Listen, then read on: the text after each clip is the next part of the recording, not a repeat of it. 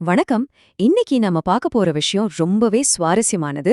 யூதாவின் ராஜாவான யோசபாத்தோட முழுமையான சரித்திரத்தை தான் இந்த அலசல்ல நாம பார்க்க போறோம். ஒரு பக்கம் ஆழமான பக்தி, இன்னொரு பக்கம் கொஞ்சம் ஆபத்தான கூட்டணிகள்னு அவர் வாழ்க்கை நமக்கு நிறைய பாடங்களை கத்துக் கொடுக்குது. சரி, தாமதிக்காம நேரா விஷயத்துக்குள்ள போயிடலாமா? இப்போ இந்த வார்த்தைகளை கொஞ்சம் கவனிங்க. இந்த ஏராளமான கூட்டத்திற்கு பயப்படாமலும் கலங்காமலும் இருங்கள். யுத்தம் உங்களுடையதல்ல, தேவனுடையது. இது சும்மா ஒரு சாதாரண வசனம் கிடையாதுங்க. ஒரு பிரம்மாண்டமான போர்க்களத்தோட முழக்கம். மனுஷபலமா இல்ல தேவபலமா எதை நம்புறதுங்கிற பெரிய கேள்விக்கு இந்த ஒரு வரி ரொம்ப அழகா பதில் சொல்லுது. சரி, இந்த 25 வருட பிரம்மாண்டமான ஆட்சியை நாம எப்படி புரிஞ்சுக்கலாம்? இத 5 பகுதியா பிரிக்கலாம். 1. யோசபாத் ராஜாவின் எழுச்சி. 2. நீதி மற்றும் மத சீர்திருத்தங்கள். 3. ஆகாபுடனான புனிதமற்ற கூட்டணி. 4. பெராக்காவில் கிடைத்த விடுதலை. அப்புறம் 5. உடைந்த கப்பல்களும் மரபும். வாங்க ஒவ்வொன்னா பாப்போம். பகுதி 1.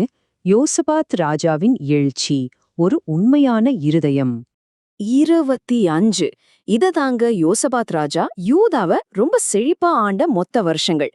கிமு 873ல அவருக்கு சரியா 35 வயசு இருக்கும்போது சிம்மாசனம் ஏறினார். தன்னோட அப்பா ஆசாவோட வழிய பின்பற்றி விக்கிரகங்களை எல்லாம் ஓரங்கட்டிட்டு கர்த்தரோட வழியில ரொம்ப தைரியமா நடந்தார்னு சொல்லலாம். அவரோட இந்த உண்மையான அர்ப்பணிப்பு எப்படி அவருக்கு மிகப்பெரிய செல்வத்தையும் இராணுவ பாதுகாப்பையும் கொண்டு வந்துச்சுன்னு இது ரொம்ப தெளிவா காட்டுது. தேவன் அவரை ஆசிர்வதிச்சதால சுத்தி இருந்த தேசங்கள் எல்லாம் பயந்து போய் கப்பம் கட்ட ஆரம்பிச்சாங்க. யோசிச்சு பாருங்க, பெலிஸ்தியர்கள் ஏகப்பட்ட வெள்ளியையும், அரேபியர்கள் 7700 ஆட்டுக்கடாக்களையும் 7700 வெள்ளாட்டு கடாக்களையும் பரிசா கொண்டு வராங்கன்னா பாத்துக்கோங்களேன்.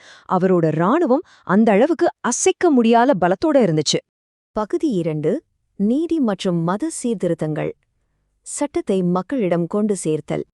இது ரொம்பவே ஆச்சரியமான விஷயம். அந்த காலத்திலே உருவாக்கப்பட்ட ஒரு மாபெரும் தேசிய அளவிலான இலவசமான நடமாடும் கல்வி திட்டம் இது. தன்னோட ஆட்சியின் 3ஆம் வருஷத்துல அரசு அதிகாரிகள், லேவியர்கள், ஆசாரியர்கள் அடங்கிய ஒரு சிறப்பு குழுவை அவர் உருவாக்குறாரு. மக்கள் தேடி வரணும்னு காத்தராம மக்கள் இருக்கிற இடத்துக்கே போய் கர்த்தருடைய நியாயப்பிரமாண புத்தகத்தை அவங்களுக்கு கத்துக் கொடுக்கறது தான் இவங்களோட வேலை. இந்த ஒரு திட்டம் முழு தேசத்தையுமே ஒரே நேர்கோட்ல அழகா இணைச்சுது. கல்விக்கு அப்புறம் அவர் கைவச்சது நீதித்துறையில. உள்ளூர் நகரங்கள்ல அடிப்படை நீதிமன்றங்கள், எருசலேம்ல ஒரு பிரதான மேல்முறையீட்டு நீதிமன்றம்னு ஒரு தெளிவான கட்டமைப்பை உருவாக்குனார். ஆனா இதுல ஹைலைட் என்ன தெரியுமா? அந்த நியாயாதிபதிகளுக்கு அவர் கொடுத்த ஒரு ஸ்ட்ரிக்டான வார்னிங் தான். நீங்க மனுஷனுக்காக இல்ல, கர்த்தருக்காகவே நியாயம் தீர்க்கிறீங்க. எந்த காரணத்தை கொண்டும் லஞ்சம் வாங்கக்கூடாது, முகதாட்சணியம் பார்க்கக்கூடாதுன்னு ஆணித்தரமா சொல்லிட்டார். அவரோட சமூக சீர்திருத்தம் எவ்வளவு ஆழமானதுன்னு இதுலேருந்து நாம தெரிஞ்சுக்கலாம்.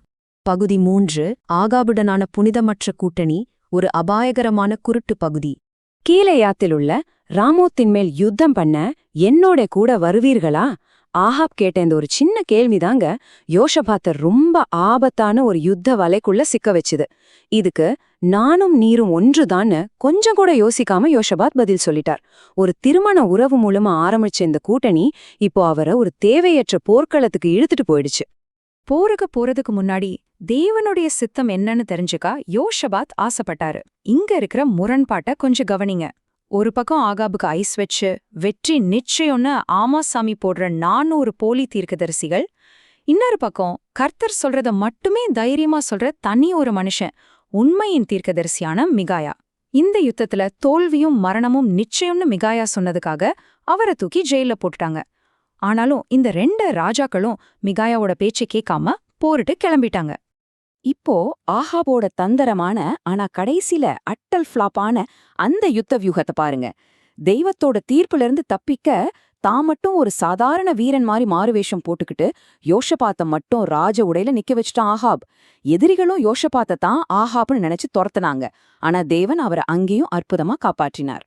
அதே சமயம் எங்கேயோ யாரோ ஒரு வீரன் எந்த இலக்குமே இல்லாம தோராயமா எய்த ஒரு அம்பு மாறுவேஷத்துல இருந்த ஆகாபை துல்லியமா தாக்கி அவனே கொன்னுடுச்சு. பாத்தீங்களா தேவனுடைய வார்த்தை எப்படி சரியா நிறைவேறுச்சுன்னு. பகுதி 4. பெராக்காவில் கிடைத்த விடுதலை, ஒரு சாத்தியமற்ற சூழ்நிலை. இந்த சம்பவங்கள் நடந்த வேகத்தை பார்த்தா உங்களுக்கு புரியும். ஒரு பிரம்மாண்டமான கூட்டணி யூதாவா அழிக்க வருது. யோஷபாத் நிஜமாவே பயந்து போய் உடனே முழு தேசத்தையுமே உபவாசிக்க சொல்றார். அவர் பண்ண ஜெபம் தேவனுடைய வாக்குத்தத்தங்களை அப்படியே நினைவு கூர்ற மாதிரி இருந்துச்சு. 3ஆம் நாள் கர்த்தரின் ஆவியானவர் மூலமா பதில் கிடைக்குது. 4ஆம் நாள் அவங்க கையில ஆயுதங்களை ஏந்திரத்துக்கு பதிலா தேவனை துதிக்கும் பாடகர் குழுவை ராணுவத்துக்கு முன்னாடி நிறுத்துறாங்க. துதியும் ஜெபமும் இங்க ஆயுதங்களா மாறிடுச்சு. எதிரிகள் தங்களுக்குள்ளே சண்டையிட்டு அழிஞ்சு போயிட்டாங்க. இந்த வார்த்தைகள்ல இருக்கிற வல்லமைய கொஞ்சம் உணர்ந்து பாருங்க. இந்த யுத்தத்தில் நீங்கள் சண்டையிட வேண்டியதில்லை. நீங்கள் நிலை கொண்டு நின்று கர்த்தர் உங்களுக்கு செய்யும் ரட்சிப்பை பாருங்கள். எப்பேற்பட்ட விசித்திரமான அதே சமயம் ஆழமான வெற்றியை தர ஒரு தெய்வீக யுத்த உத்தி இது.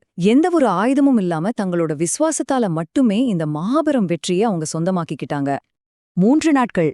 ஆமாங்க, பெராக்கா பள்ளத்தாக்குல எதிரிகள் விட்டுட்டு போன உடைமைகளையும் தங்கம் வெள்ளி மாதிரியான செல்வங்களையும் சேகரிக்கவே யோசபாத்தோட படைக்கு முழுசா 3 நாள் தேவைப்பட்டுச்சுன்னு பாத்துக்கோங்க. அந்த அளவுக்கு அங்க செல்வங்கள் கொட்டி கிடந்துச்சு.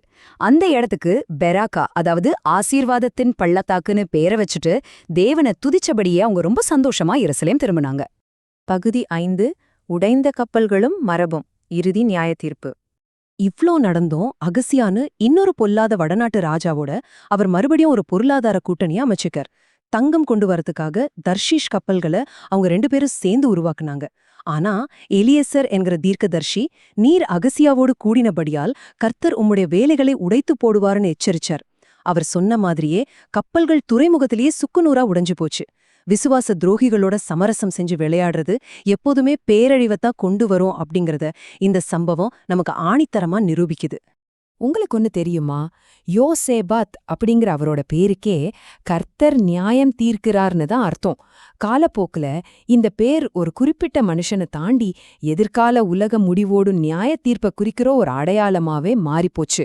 ஜோயல் தீர்க்கதரிசியோட புத்தகத்துல வர்ற ரொம்ப பிரபலமான யோசேபாத்தின் பள்ளத்தாக்கு அப்படிங்கிற இடமும் இதோட தொடர்புடையதுதான். ஆரம்பகால கிறிஸ்தவ அறிஞரான யூசிபியஸ் எருசலேமுக்கு கிழக்கே ஒலிவமலைக்கு பக்கத்துல இருக்கிற கீத்ரோன் பள்ளத்தாக்கத்தான் யோசபாத்தின் பள்ளத்தாக்குன்னு அடையாளப்படுத்தினார். மனிதர்களோட மத நம்பிக்கைகள் உலக முடிவோட அந்த மாபெரும் நியாய தீர்ப்புனால இந்த குறிப்பிட்ட இடத்தோடு எப்படி தொடர்பு படுத்தியிருக்குன்னு இதுலேருந்து நாம புரிஞ்சுக்கலாம். பல நூற்றாண்டுகளா பண்டைய யாத்ரிகர்களும் மத பயணிகளும் இந்த இடத்துக்கு வந்து போயிருக்காங்க. தங்களோட பயண குறிப்புகள்ல அவங்க பதிவு செஞ்சிருக்க ஒரு விஷயம் ரொம்ப சுவாரஸ்யமானது. அதாவது, இந்த பள்ளத்தாக்கோட புவியியல் அளவு ரொம்ப சின்னது. ஆனா உலக முடிவுல கோடிக்கணக்கான மக்கள் உயிர்த்தெழுந்து இங்கே கூடி நிற்பாங்கன்னு சொல்லப்படுற அந்த புராண காலத்து நம்பிக்கை ரொம்ப பெருசு. இந்த முரண்பாட்டை நினைச்சு அவங்க எப்படி ஆச்சரியப்பட்டாங்க, குழப்பம் அடைஞ்சாங்க அப்படிங்கிறது உண்மையிலேயே படிக்க ஆச்சரியமா இருக்கு. முடிவா உங்ககிட்ட ஒரு முக்கியமான கேள்வியை முன்வைக்க விரும்புறேன். யோஷபாத்தோட வாழ்க்கை வெறும் பழைய சரித்திரம் மட்டும் கிடையாதுங்க. அது நமக்கான ஒரு கண்ணாடி.